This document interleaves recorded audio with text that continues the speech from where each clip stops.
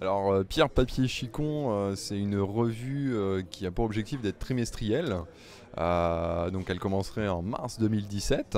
Là aujourd'hui on est au Delirium Café parce qu'on est actuellement en campagne de financement sur Ulule. On n'est pas loin de l'objectif et il faut qu'on puisse du coup récolter de la monnaie pour justement atteindre l'objectif des 10 000 euros qu'on souhaite obtenir. Et l'histoire de la revue, on est en train de la vivre en ce moment même du coup.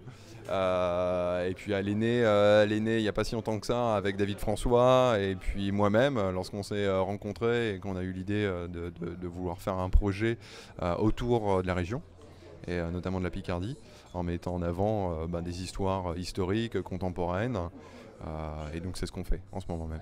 Alors la première revue, c'est deux histoires, hein. Il y a une histoire majeure qui est réalisée par Fraco, qui va s'intéresser au personnage de Lafleur. Alors Lafleur, un personnage iconique amiénois, qui va nous emmener en haut de la cathédrale. Et à côté, on a une autre histoire qui est réalisée par un jeune auteur. Alors là, en l'occurrence, c'est moi.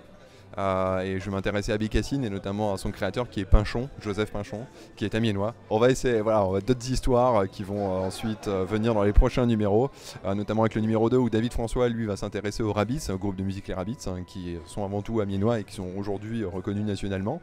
Et donc l'idée est d'alterner un petit peu historique, contemporain.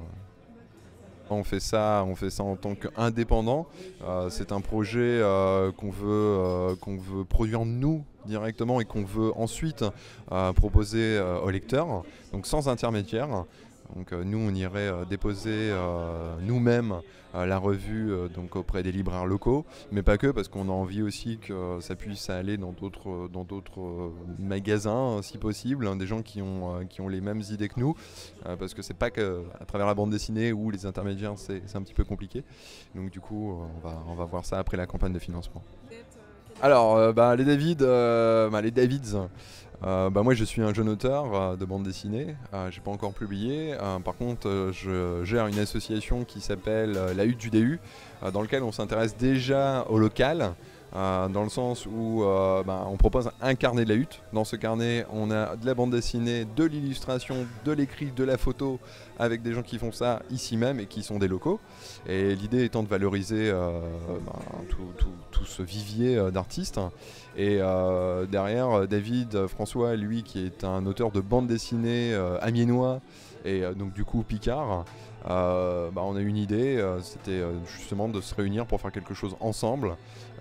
Et puis comme on s'appelait tous les deux David, on s'est dit que ça serait très bien en fait. Donc l'idée étant de s'affronter avec des dessins sur une musique hein, qui sera gérée par un DJ, David B. Donc on a par exemple une minute avec un thème qui va être choisi au hasard, et donc on va devoir dessiner ce thème. Alors on n'est pas obligé de savoir bien dessiner, parce que c'est en une minute, et en une minute ça va être très rapide. Donc du coup l'idée c'est de synthétiser vraiment le thème, et ensuite on montre ça au public. Le public fait un applaudimètre, et puis à partir de là on décide qui est gagnant.